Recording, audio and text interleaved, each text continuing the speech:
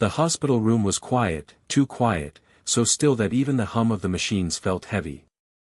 Room 307 had become a forgotten corner of St. Mary's Hospital, where only the faint beeping of a heart monitor reminded the world that someone inside was still fighting to exist.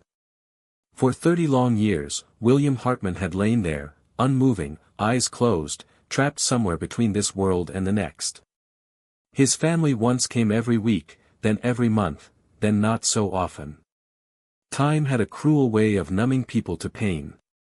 But today, everything was different.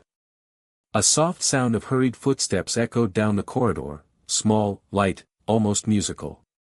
A little girl, no taller than the hospital bed, clutched a worn violin case to her chest. Her name was Lily Hartman, just 8 years old, and her eyes carried both fear and hope that didn't belong in someone so young. Her mother, Sarah, followed closely behind.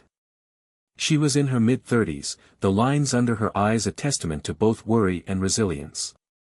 Sarah's voice trembled as she whispered to the nurse at the counter. "We're here to see my father, William Hartman. It's been a while." The nurse nodded with a gentle smile, her tone soft. "Of course. He's just the same, but it's good you're here."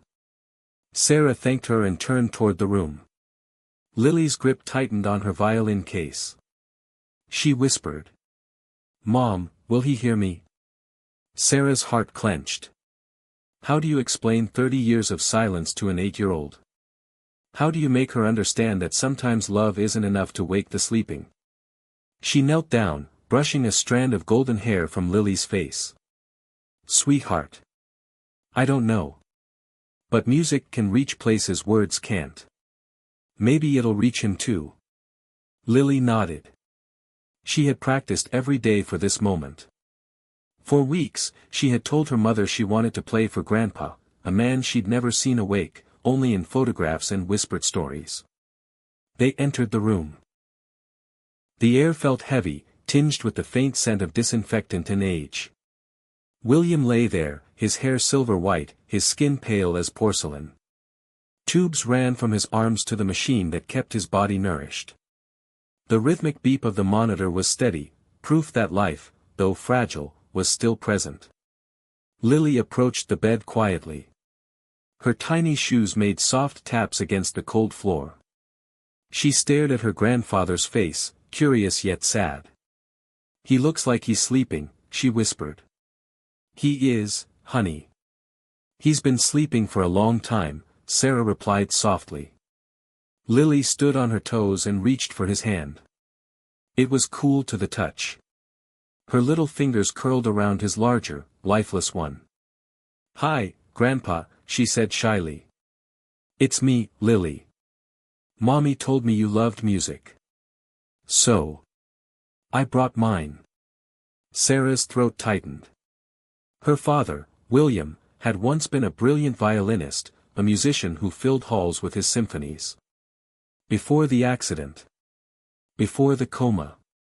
She remembered the day vividly. She had B. Lily placed her violin case on the chair beside the bed and carefully opened it. The old violin gleamed under the fluorescent light, its wood honey-colored and smooth. It had been her grandfather's once, now restored and strung anew for her small hands. She positioned it under her chin, the bow trembling slightly in her grip. "This one's for you, Grandpa," she whispered. Sarah stepped back, watching through tears she didn't bother to hide. And then, the first note filled the room. It was soft, uncertain at first, like a bird testing its wings, but soon it grew, flowing gently through the air. Lily's bow moved gracefully, each stroke weaving a melody that seemed to awaken something unseen. The song was Ave Maria.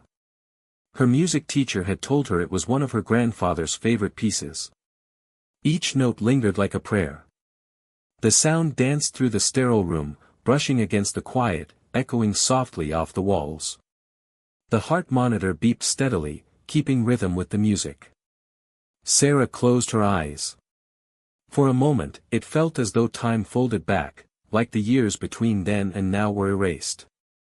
She could almost see her father, young again, standing on stage, his eyes closed, his soul alive through every note.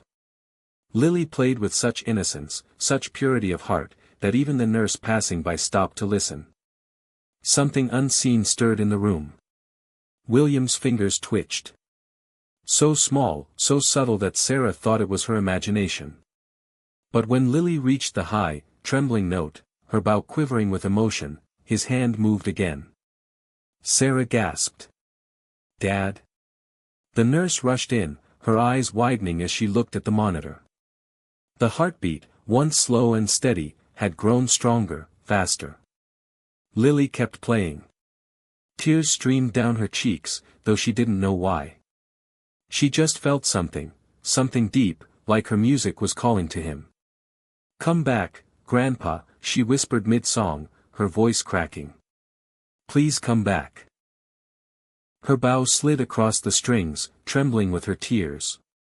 The melody broke, but she found her courage again, pressing forward to the final note. Then, something miraculous. A soft sound escaped William's throat. A sigh. Barely audible, but there.